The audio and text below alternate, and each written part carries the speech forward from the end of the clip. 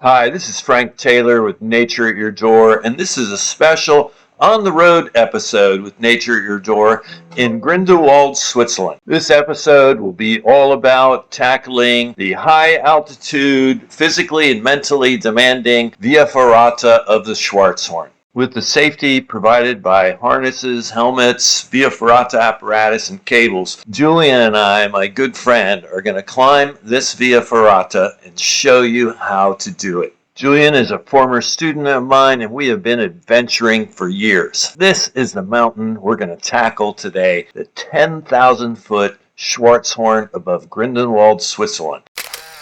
Right here in your backyard. You never know what you're going to find.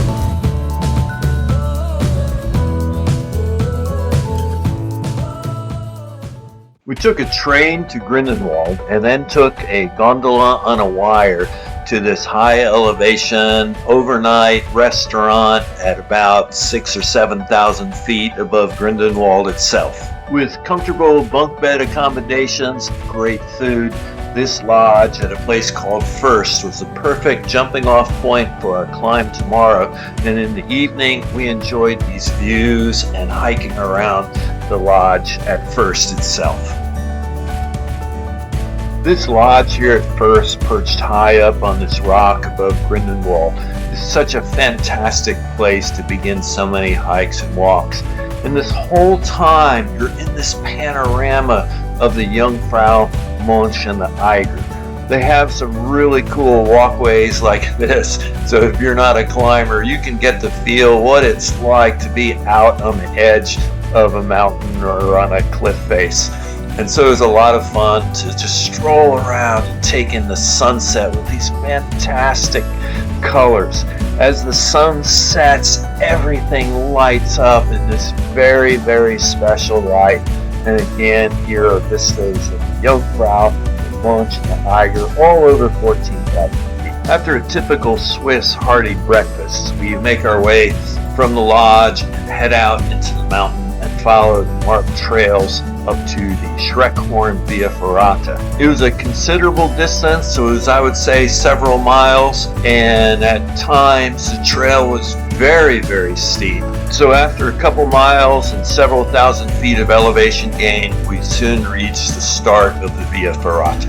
I've been hiking in Switzerland all my life, and I've been climbing since age 50, about 16 years ago. And it's always amazing how the scenery seems to change every few hundred yards. You turn a corner, you go up in some elevation, and it's just always gorgeous. So here on this via ferrata, we're following the blue and white blaze, which indicates a mountaineering trail.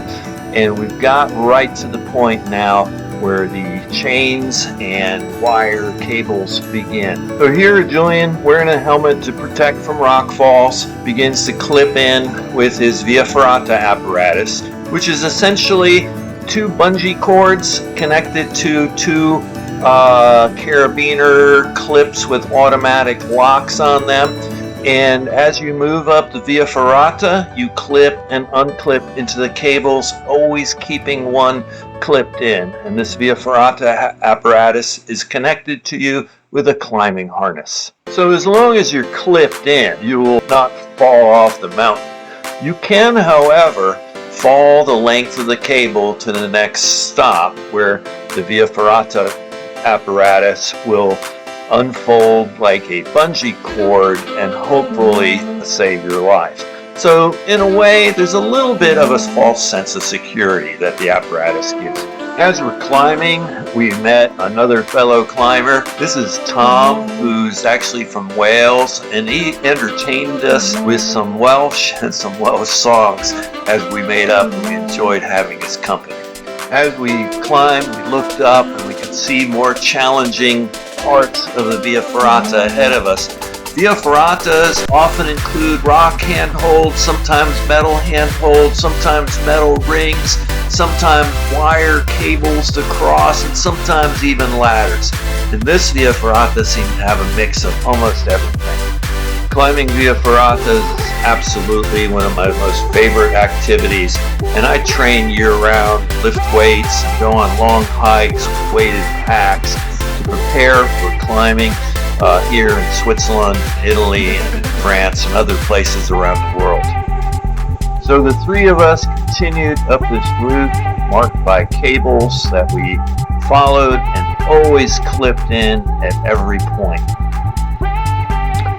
So we continue on our way up the mountain and just taking in all these incredible views as they present themselves.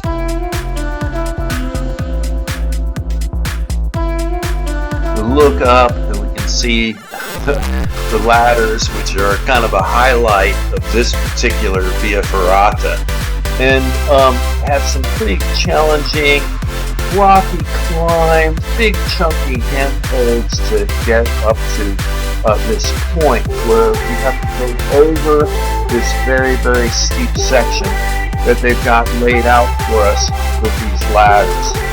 Lots of big chunky handholds, got the cable to clip in. Makes for some really rewarding, pretty easy rock climbing relatively.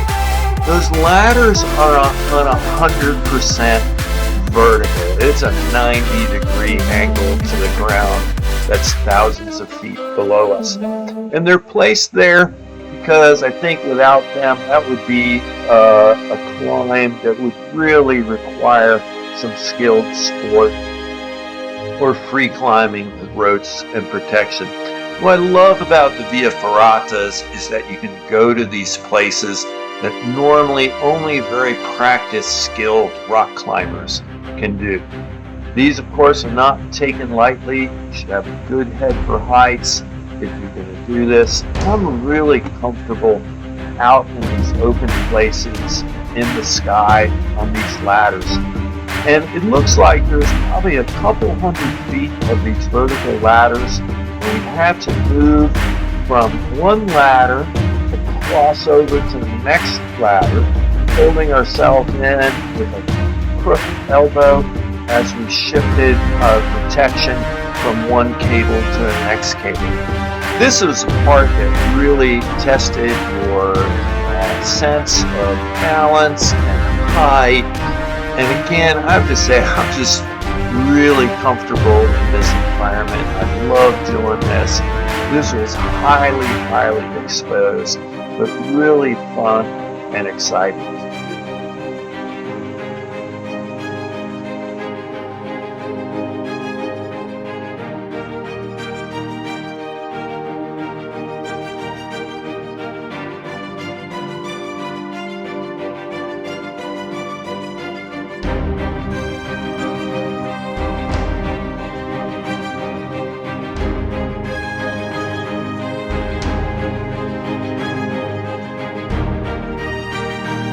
Climbing a Via Ferrata, to me, is like this great big three-dimensional puzzle that you participate in with your hands and feet and arms and muscles.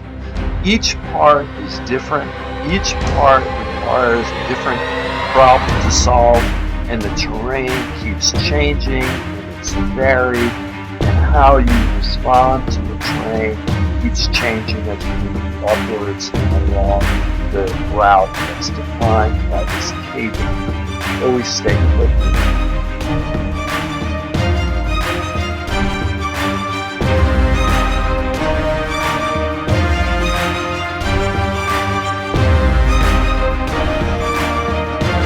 After getting over that particularly steep section that was marked by the ladders, we had a brief section where we could walk cleanly along the ridge. And this changed again into some steeper challenges where again we got to do some rock climbing. All the while the view is just stunning all around us, 360 degrees. And here we start moving along the crest of the ridge on rock slopes and rubble, and we continue to get higher, higher, and higher, all the while attached to our life-saving cable.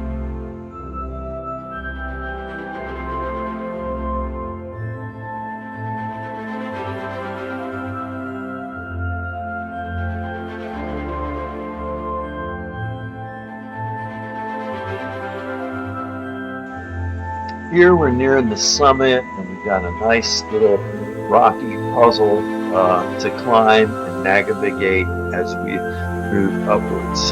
Here's the summit off in the distance. We're just about getting to that top. It's just an amazing feeling as you climb and get near the summit. So you can see the elevation here. We're getting pretty close to 10,000 feet, and we've actually got snow still on the ground in some sheltered places over on the northern slope behind these rocks, where they're from snow that fell last winter and has not yet completely melted out.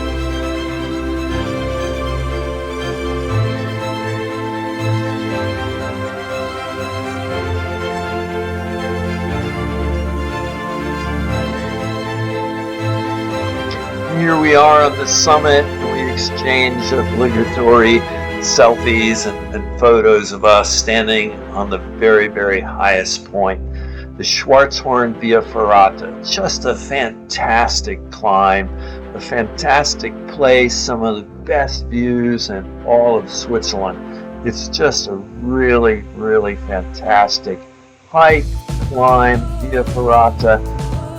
Took us about 8 hours over probably about 8 miles from first. Just a really rewarding via ferrata on a spectacular day in Switzerland, panorama of all these Alps. Just a super, super rewarding day.